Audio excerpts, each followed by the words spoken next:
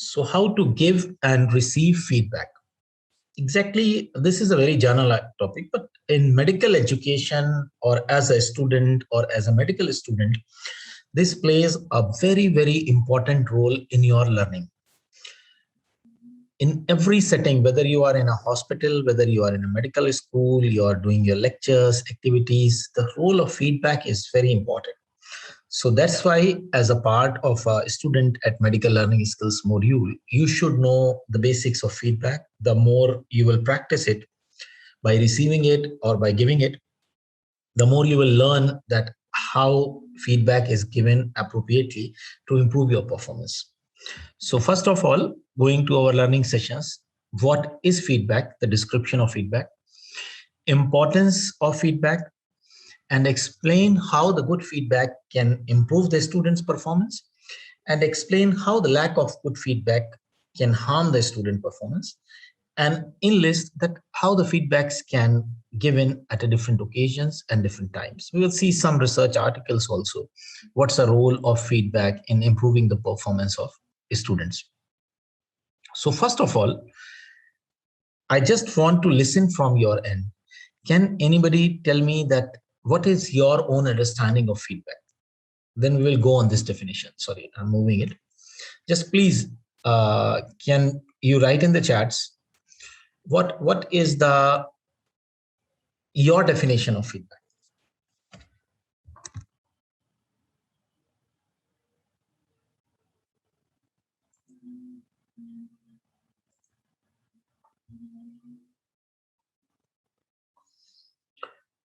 Yes, please. Any idea, any understanding? Because at the different occasions of your learning, teaching, getting into the learning process as a student, you know that you have received the feedback at different occasions. Finding the gaps. Okay, finding the gaps.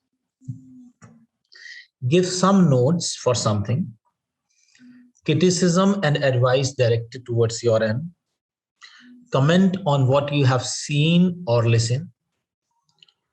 Giving to another person in negative things he is doing. Okay. Objective opinion about something. This is very good answer. Objective opinion about something. This is really very close to what is the definition of feedback. Okay. So let's go on the definition, evidence-based definition from an article of medical education. This is by Wendy Reader, and it was published in 2008. Specific information about the comparison between a trainee's observed performance and a standard performance, and given with the intent to improve trainees' performance. So there is 2-3 points I need to mention from this definition. First of all, it need to be specific. This sort of feedback, you are very good. Okay, you are very good. But on which aspect you are good? Get my comparison? Okay, your presentation is absolutely amazing. But okay, amazing, but on which aspect it is amazing? So that means specific information. Then you need to have your standards. So you need to have standards on your observed performance, and you need to have standards performance what you have. For example, you are going in your clinical skills module and you are expected to learn the measurement of blood pressure, and your tutor or your peer is observing your performance. So first of all, he has a rubric or he has a complete detailed list of the procedure or a checklist that what you are expected to do as a student while learning this procedure of measuring the blood pressure. And then he will observe your performance and he will check with the standard performance. And now there are two ways of doing or giving the feedback. Okay, you didn't take the consent of the feedback, otherwise you performed well. This is one way. And the other way, no, your performance is very bad and you are not going to learn the process of taking procedure of taking the blood pressure. And I think you are going to fail in this skill, or you will never learn anything. So can you please tell me which is most appropriate way, the first one or the second one?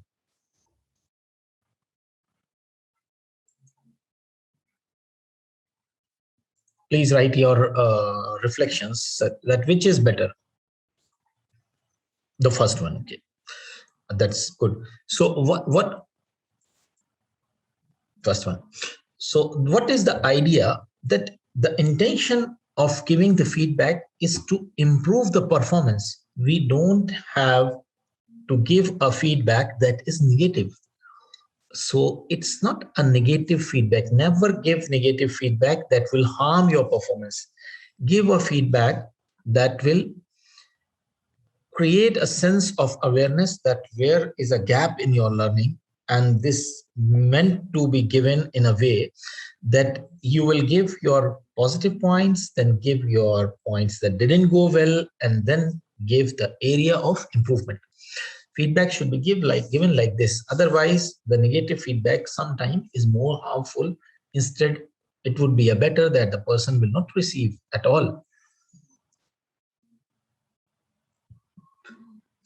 Okay, why to go for it? So there are many questions and there are many responses. So first of all, that feedback has a powerful effect on learning. This is very important, that if you get a feedback, your learning will get improved. So there are around 500 studies going in this meta-analysis, and they find there are more than 100 factors that might affect or influence the achievements. So effect size for feedback was about 0.79. So that means that achievement improved with 79% of standard deviation. And overall study concluded that feedback is among the top influences that affect the learning. So this study found more than 100 factors that influence the achievement of the learning, and 74% of them demonstrated that feedback has a positive influence on the performance of the doctors. So given in an appropriate setting, the feedback has a great effect. So like here, I can show you this graph or interactive visualization from the same ranking.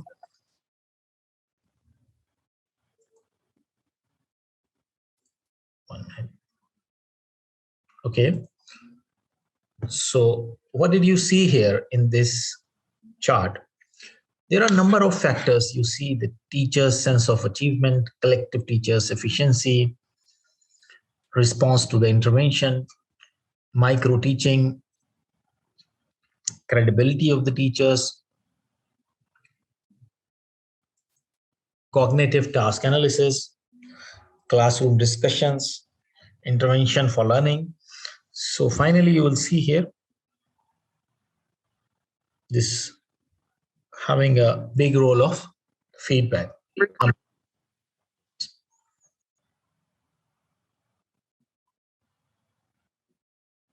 Okay. This is again a variable on the left hand. This is an influencing variable. Here is an effect, and this is outcome measure. So what is outcome measure here?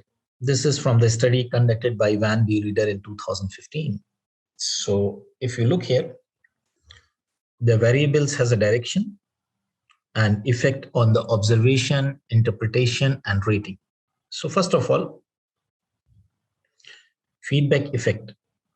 So FR means feedback recipient, the person who is receiving the feedback. Maybe it could be a student, it could be a doctor, it could be a clinician, it could be an intern, and even in our settings, usually means in our medical settings. And you'll find that feedback recipient has a low initial task performance. And you will find that once the effect is high, if you give a proper feedback. Now, a feedback given by a provider is a threatening message. that's like a harmful message. At the end, the study showed that the effect is going to be low. It's not going to improve his performance. Now, if, for example, feedback recipient shows a goal setting behavior, once you give a positive feedback and he has certain sort of goal setting behavior, okay, today milestone is this. Next day after receiving a feedback, I will having some goals and I will having some plan and I will try to improve in that. So again, this is going to be increase on the positive side. Okay, there is a multifaceted intervention. Not only the feedback, there is a continuous monitoring and feedback is given at different forums, at different levels. This type of approach is known as multifaceted intervention. Now, again, feedback content is encouraging, specific, and elaborative that also have a positive effect and also increase in the performance. Feedback message is given frequently with a proper frequency at a proper time that also have a positive effect.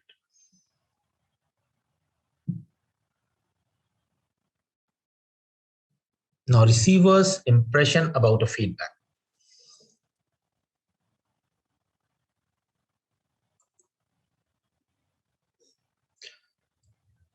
So, studies shows that most of the adult learners used to consider the feedback valuable. They will welcome the feedback when this is based on their performance and it's used to tailored with their goals.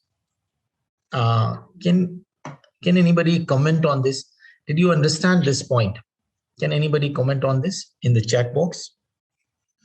What does it mean tailored to their goals?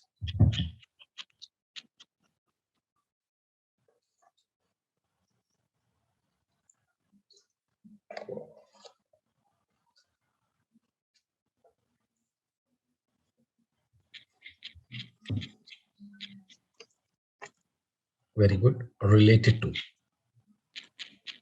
the goals.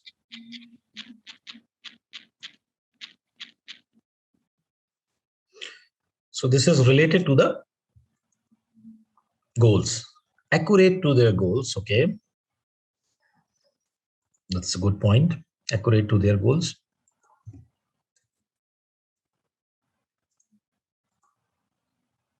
Suitable, appropriate. Yes, good.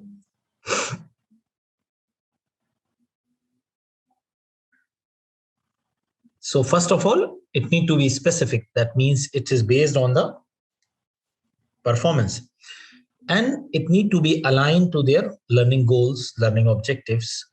Otherwise, this seems to be useless. Now, the second point, the feedback, even corrective type, means critical feedback. You know that there's gaps in learning and what try to, or intent is the correction, is seen as helpful and appreciated by the medical students and medical trainees. So there is two styles. I just wrote it down. You are really nervous when you are talking to a patient. Now, the second way, when you were talking to the patient, I noticed that you kept looking away and checking the time. So now please give your reflections that what is the issue with the first point, which is appropriate, first or second, and if is appropriate, why this is more appropriate, the other one is more appropriate. Can you please reflect on this? Which type of feedback is better here? Number one or number two?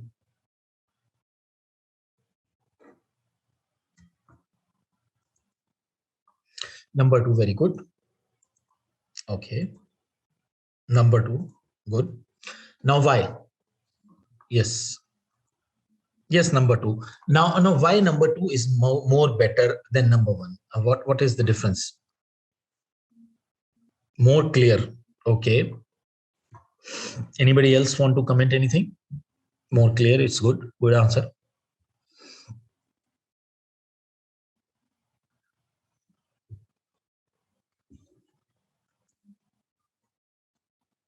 because doctor did not respect the patient. Okay.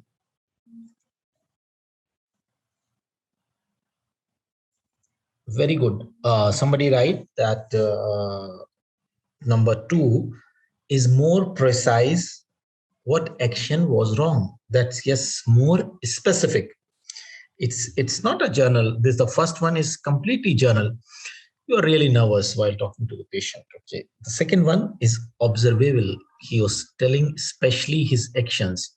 So it is specific, observable, and noticing the fine details.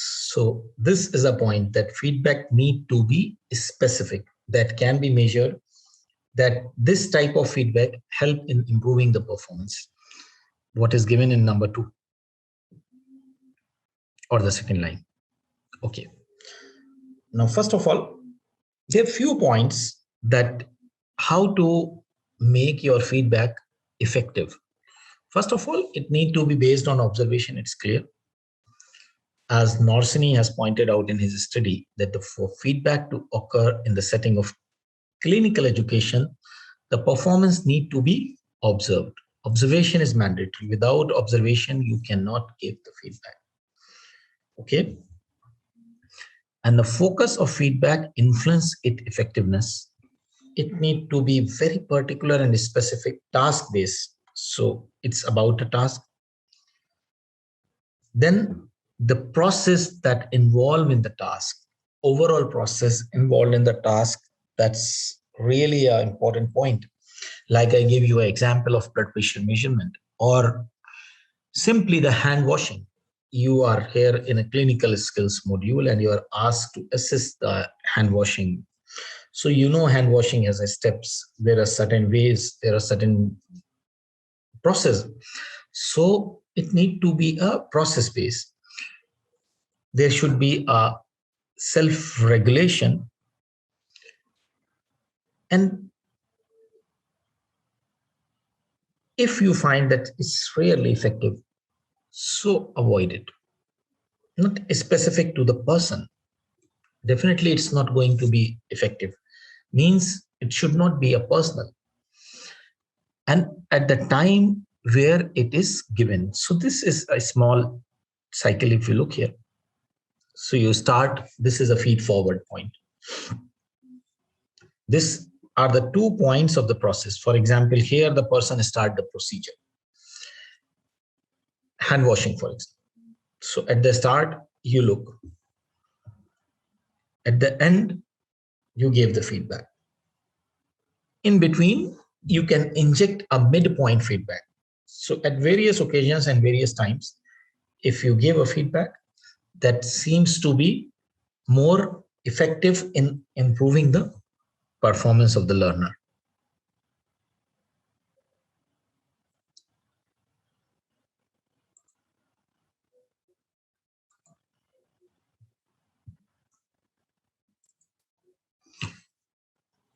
So based on the observable behavior, and this behavior can be changed.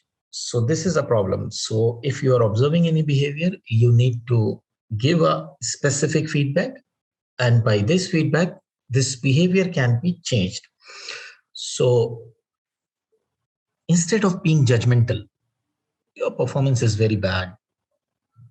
You are very good, not good student. Or for example, you didn't do well. I was observing you during a blood pressure measurement. These sort of evaluative comments, rather than give them a respective comment, descriptive type of comment. Okay, I saw you during the session. You did well. You asked the consent of the patient. You start in a correct manner. You are sitting by the side of the patient in a proper way, but the way you tied the cuff, that is not a proper side. You need to be a little bit above. It's need to be on this particular point, and you will use step on this. First, you need to palpate this artery, and then you need to hear the sounds. So this sort of description is, this sort of feedback is descriptive rather than evaluative. But while giving a description, we need to keep in mind that it need to be specific. As you see in the previous example, while history taking, doctor gave or the professor gave two types of feedback. One is just generally about a nervousness and one on his specific action. Now, the third point, the feedback need to be balanced. What does balance mean? Can anybody comment? What does this balance mean?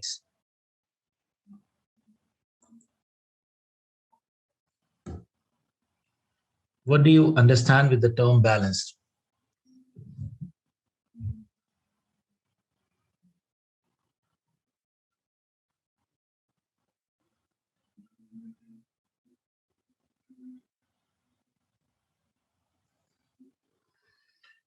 In the middle? Okay. Anybody else wants to comment balanced? Equal. Okay.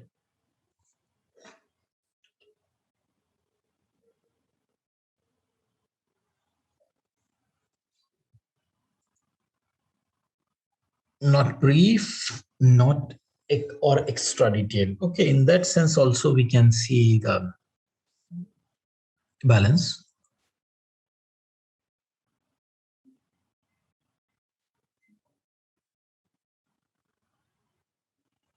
So here balance means moderate, okay.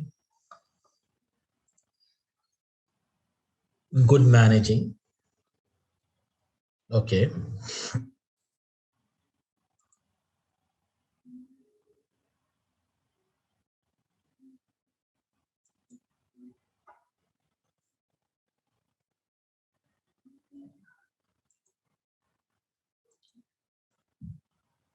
So here balance means that it need to be a mix of positive and negative. First of all, you will give them an idea that what you did is really well. I understand or your process, procedure, these things went well. And then you will mix it with the things that need to be improved. So this exactly means intent of a balance is making of plus and minus together in a proper manner. And it need to be a measurable points. So from the perspective of the person giving a statement, when this happens, I noticed. So this is an educator's perspective. Now, when the patient is talking, if you are collecting a feedback from the patient, so you can also collect the feedback from the patients. So when this happens, I felt this. This is a perspective of the patient. There's from whom it is coming. So now coming on the balance, what we are discussing before in the previous slide. So here is feedback balance. So it's like a feeling. If you have a 1 pound of praise and positive points, so it need to be sort of 1 ounce of criticism. So mean to say that positive points you need to elaborate first and then mix it with the or balance it with the criticism or things that need to be improved. Don't start always with the sort of sense just picking out the negative points, picking out the points, and then just push or throw on the recipient. No, never do like this. Okay. This is feedback balance. So what are the attributes of feedback? It need to be descriptive, specific, focus on modifiable behavior, the behavior that can be changed, or that's a main aim for that. Share the information if required. And timing is very important. If you give it as we show at the start, in between you inject it, and at the end. If you give the feedback of a performance 1 week later, what will be its use if you are observing some performance, some skills, and then you are giving it after 1 week? There is no use for that. Then it need to be limited, not very huge amount that's difficult to take in or grasp. It need to be solicited and verifiable by the recipient, means he can able to verify and also verify by the others.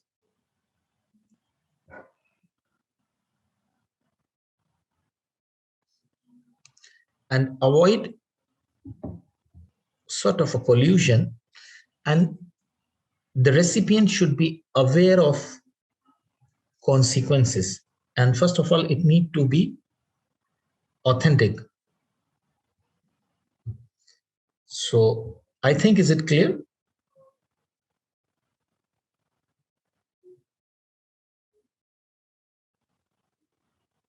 So solicited means a sort of advice given in the shape of advice to someone, rather than commanding, rather than something very authoritative. It needs to be sort of petition or a approach. In this way, it need to be given.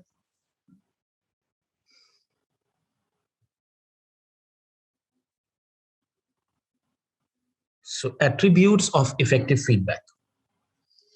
First of all, timely, offered at a time of an event or shortly afterward. Mostly positive, like if you remember the balance, 1 ounce and 16 pounds. Supportive with non-judgmental language, based on what was your direct observation, given on specific behavior, not overall performance, limited to 2 to 3 items only, not making something extra. Able to encourage learners to appraise their performance.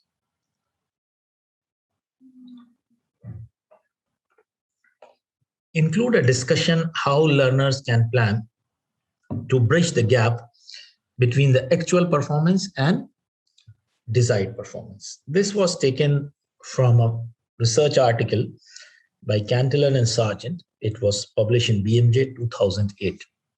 So there are really some very relevant points based on research and evidences.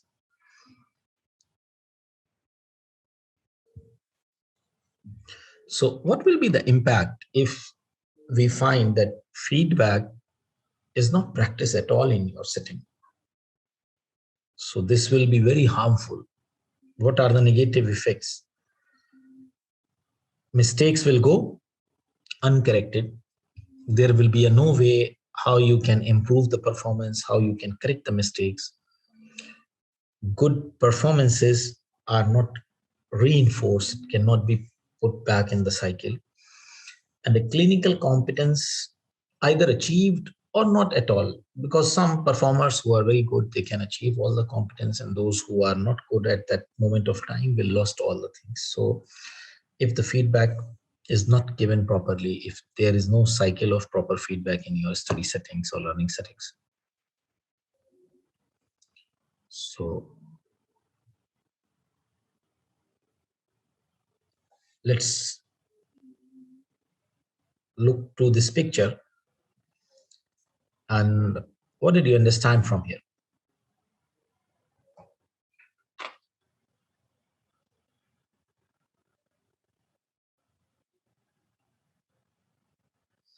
Can anybody reflect on this picture?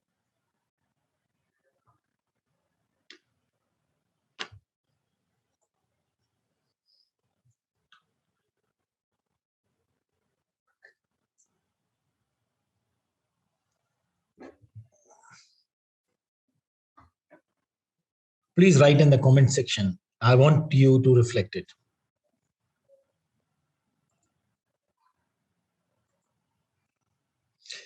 Really, your reflections are very important, because we took a lecture of reflection just now before this, and you know the value of reflection, and feedback is another sort of reflection. So please write it down.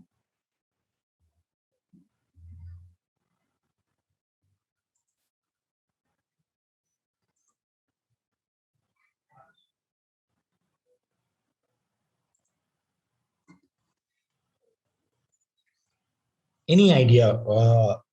Anyone can reflect on this picture. What exactly a message this picture is giving? If I didn't give you any text, just what did you get, or what is a relation of feedback with this picture?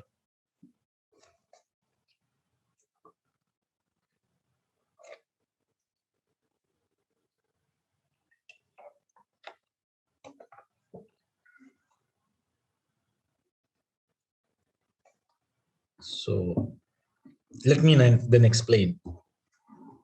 Okay, thank you. I received one response. You choose your own path. Very good. This is one perspective of this picture. Yes, you choose your own path. That's good. Anybody else want to reflect anything? Because this is an open picture, you can choose your own path. This is good answer. Let me reflect. If I would be asked to explain on this picture, I say this is a beautiful picture having a trees, mountains, valleys, and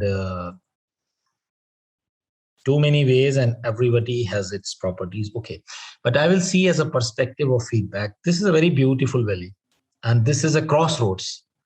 For example, if I am going from here and I need to reach at certain destination, and before reaching to this crossroads, I need to have some proper feedback, either through this technology, GPS, or by any other person who is helping me.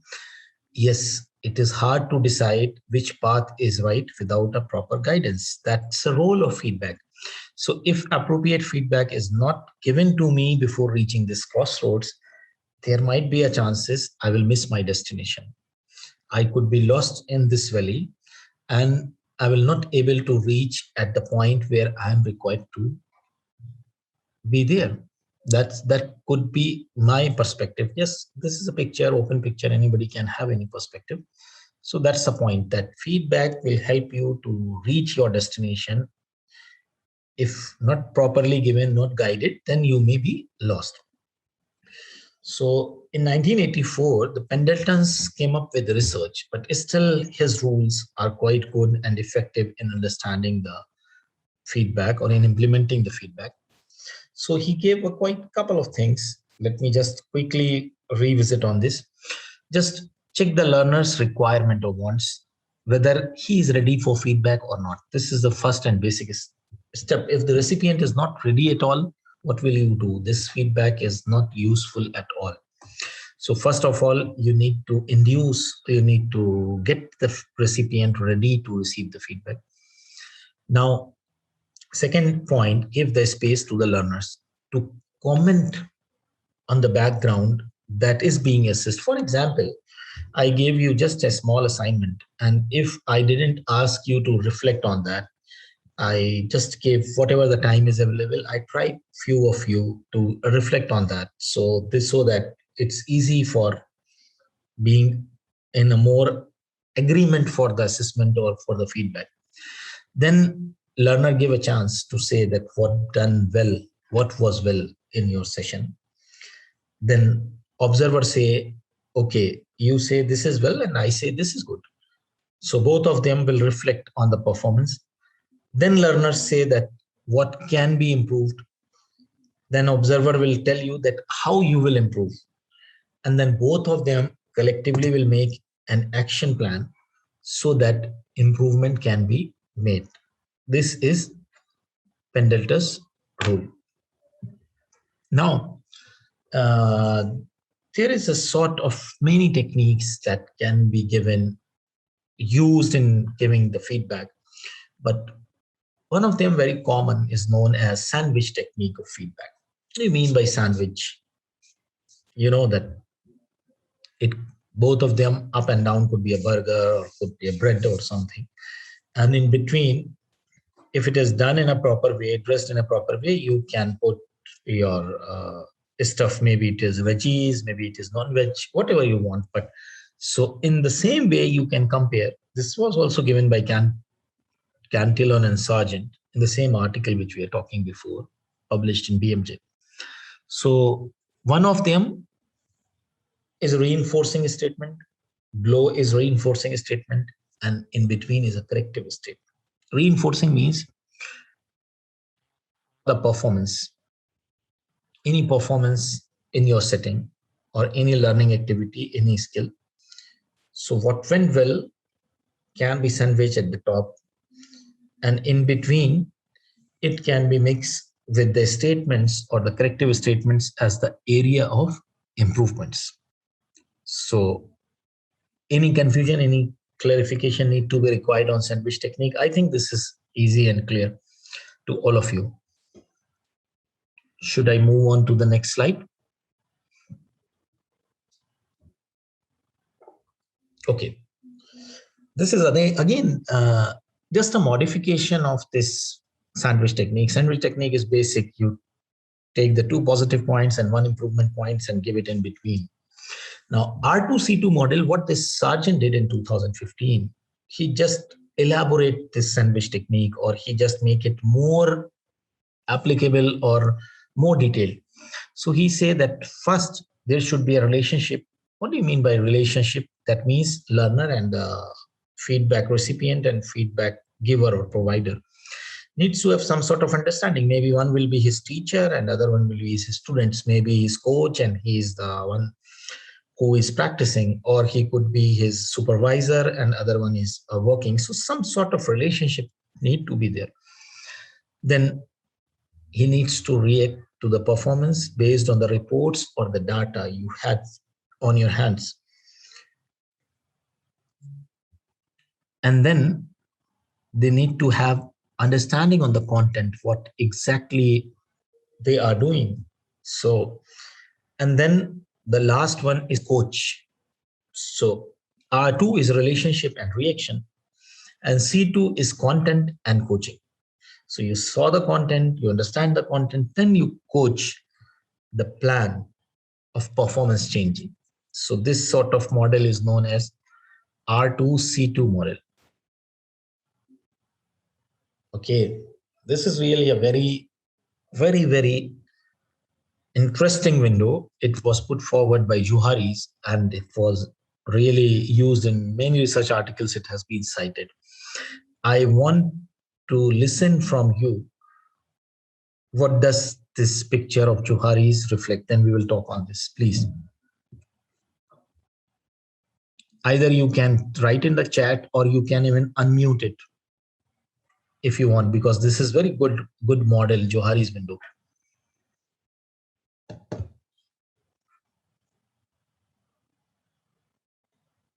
There are two guys here. One you means myself, it could be, or other one is the one who is looking at me. So this is Johari's window, making up of 4 rooms in between. On one side is myself or you are standing, and other side one who is going to give you the feedback. So this is feedback provider, and we can say this one is feedback recipient. So please, any reflection on this window?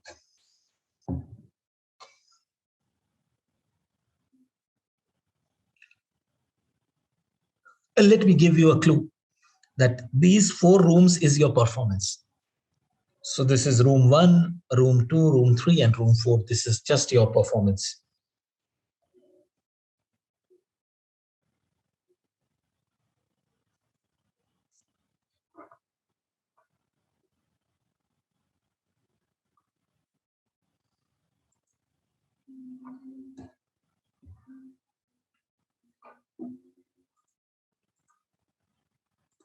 Okay. So let me explain. I was expecting some answers from your side. Okay. So now, if you look Johari's windows, we divided it into 4 parts. First part, this is an open area known as arena. This is known to you. You know about your performance, your behavior, your things. And this is also, others can see the things that you can't see in yourself. Good. Okay. Yes. This is one of the perspective of Johari's windows. So here he divided 4 rooms. It shows many rooms. Each room shows a specific relationship between the people, between me and those who knows me. Okay. So this is an open arena. That arena is a term used for something that is very open. Usually this term came up from the old times where there is a fights between 2 people. So that's people used to watch outside arena. So that's why they give the name arena. Known to others and also known to me. This is completely open. Now one is blind spot. This is a thing that is not known to me. People knows, but I don't know about myself. Now there is something that is known as facet. This facet is known to me, but not known to other. I know some of my perspective, some of my strength, some of my weakness that is only with me, but not known to others. And the last one is unknown, that is not known to me and that is not known to others also. This part or this section is known as unknown section of Johari's windows. Sorry.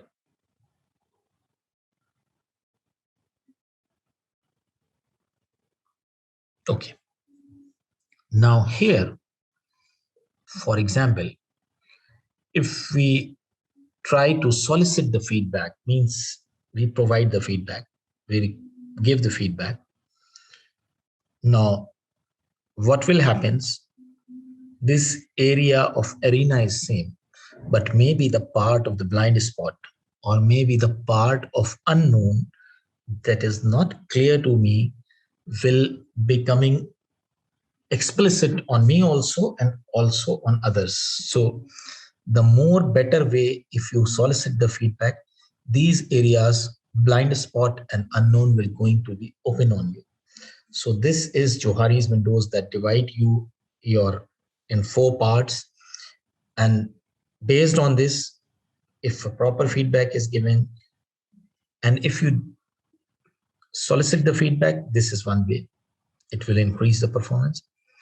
And if you self-discloses yourself, self-evaluation yourself, so part of the facet will also going to be open. So these are the 2 ways. So feedback is important for learning.